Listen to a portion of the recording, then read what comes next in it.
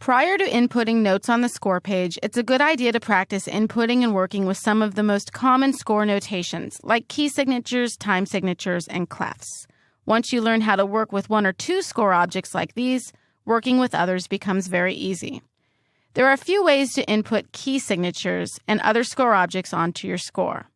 Let's go ahead and start by adding a key signature to the very beginning of this score. To load a key signature into your mouse, escape so that nothing is selected in your score. Then press K for the key signature gallery. You can also get to the gallery by going to the Notations tab, into the Common group, and selecting Key Signature. From here, go ahead and choose a new key signature. I'll choose B-flat major. And because we had nothing selected, that key signature will load into our mouse and our mouse pointer will turn blue. Aim your mouse pointer at the start of any bar. In this case, we're going to add it to the beginning of the score. So right over here where the key signature would normally be, go ahead and aim and click. And you've just added a key signature to the start of your score. There are other ways to accomplish this same task. Rather than loading your mouse and pointing and clicking where you'd like the key signature to go, you can input the key signature at the start of any specified or selected bar. To do this, maneuver to an area in your score where you'd like to add another key signature change. Go ahead and select a bar line at the start of the bar where you'd like the key signature to appear. So if I'd like the key signature to appear right here at the start of bar 5, I'm going to select this bar line in front of bar 5. When you select the bar line, it should turn purple. Now again, press K for the key signature gallery. Choose a new key signature from the gallery. Since we're already in B-flat major, I'll go ahead and change this to A major. And when you select the key signature from the gallery, Sibelius places it right into the score for you, just to the right of the selected bar line. To continue, we may need to add a few bars to this score. Command or Control B will add bars to the end. And you can use the End key to move just a little bit to the right and escape. There's one more way that you can input key signature changes into your score.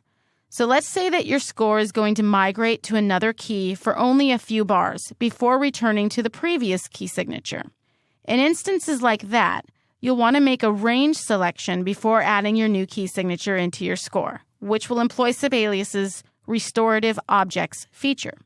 To input a new key signature for a selected number of bars only, and to have Sibelius restore you to the old key signature at the end of your selection, do the following. Escape so that nothing is selected in your score.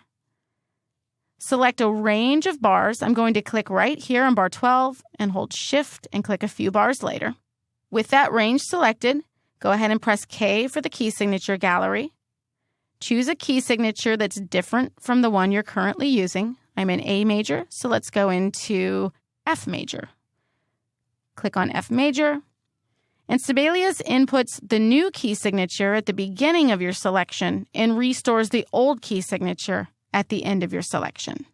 The Restorative Objects feature works with many other objects in Sibelius, not just with key signatures. If you want to dive a bit further into more advanced key signature options, be aware that there are more options available to you at the bottom of the key signature gallery. Escape, press K for key signature, and make your way to the very bottom of the gallery list and click on More Options. This opens the Legacy or the old key signature dialog. This was a dialog we used to use in Sibelius prior to version 7. So there are a few extra options here for you at the bottom for hiding key signatures and for creating them only on one staff at a time. Go ahead and escape out of this dialog because I have a few more notes for you about key signatures. I'm going to have to set up my score for you to show you some of this information. I know you may not know how to input notes yet, and that's okay. Just follow along with me for now. So I'm going to add a few more bars, Command B, and I'm going to use the End key to move toward the end of my score. I'm going to go ahead and put in a system break here as well. Select the bar line and press Return. And again, I'm just going to move over to the last page. We're in the key signature A major, and I'm just going to go ahead and add an A major scale right here in bar 20.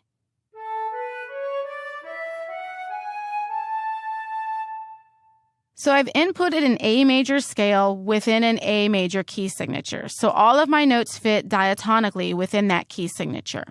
If you input a key signature in an area to the left of pre-existing notes, Sibelius applies the key signature to the notes, but does not transpose the notes to fit into the key signature. So if I change the key signature to the left of this scale, watch what happens. I'm going to press Escape, K for key signature. We'll choose something other than A major. I'll choose E flat major. I'll load that in my mouse, and just before the scale, I'll go ahead and click that in on the score. So the scale itself does not change. It did not transpose the scale. Accidentals are now applied, so the pitches themselves are left unchanged and so that they fit within the new key signature properly. There's another key signature anomaly you should be aware of. I'm going to use Command Home to get back to the very beginning of my score. One thing you may notice is that you cannot delete the opening key signature in your score. If I go over here and hover over this B flat major key signature, I cannot select it to delete it. You also can't delete key signature changes that occur at the very beginning of any of the systems in your score. So if you have a key signature at the beginning of your score and you don't want a key signature at the beginning of your score, then you'll have to replace it by doing the following. Again, Escape so that nothing is selected in your score.